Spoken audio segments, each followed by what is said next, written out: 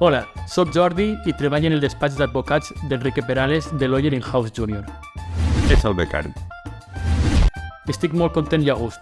Portaré uns 3 anys treballant ací. Som una gran família. El conegué perquè porta un cafè, però no sabria dir-te ni com li diuen.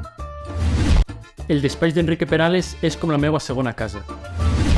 Al xic li falta dormir a l'oficina. Ei, on està el meu cafè? Encara no estic cobrant bon, però 500 euros no estan malament, no? A més, el meu jefe m'ha dit que quan Juan Antonio es jubili, ocuparé jo el seu lloc. Juan Antonio deu de cobrar uns 5.000 euros al mes, però no pensa jubilar-se de moment.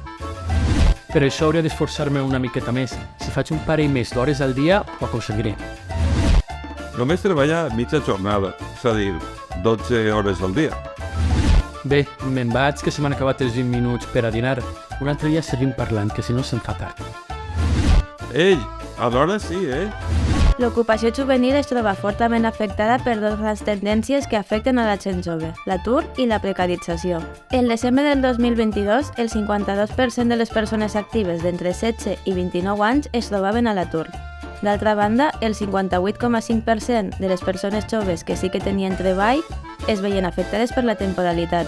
D'altra banda, la precarització es fa notable en el fet de que el salari mitjà de la gent jove al País Valencià és inferior al salari mínim interprofessional. D'igual manera, també és visible en les pràctiques, que en ocasions és sinònim d'explotació laboral juvenil. Per això, des de Joves PB proposem afavorir les oportunitats laborals amb programes integrats d'ocupació juvenil, potenciar programes de primera oportunitat laboral garantida per a les persones joves, fomentar la creació de projectes empresarials joves, especialment a través de cooperatives, centrar les accions d'inserció i formació per a l'ocupació impulsades per la Vora, especialment aquelles dirigides a les persones joves, a aquells sectors de futur inclosos en el nou model productiu.